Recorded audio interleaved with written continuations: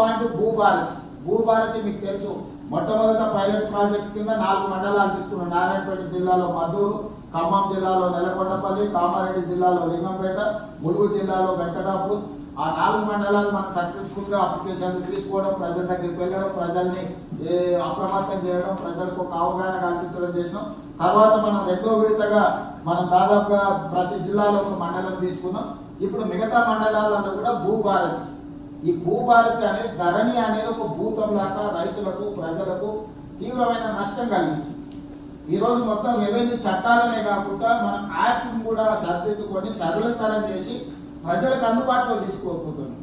ధరణి ఒక భూతం లాగా ఉంటే భూభారతి అనేది ఈ చట్టమే కాదు, పేద రైతులకు చుట్టంలాగా ఈరోజు వ్యవహరిస్తుంది.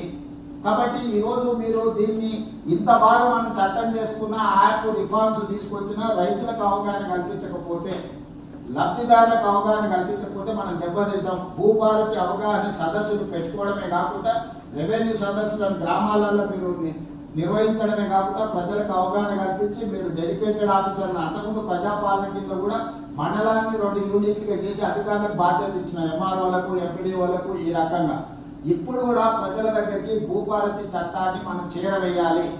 ఈ రోజు ఆందోళనలో ఉన్నారు రైతు. ఎప్పుడు ఆందోళన తగ్గుద్ది, ఎప్పటిలోగా సమస్య పరిష్కారం అయితే తెలిస్తే అట్లీస్ట్ ఒక అవగాహన వస్తుంది.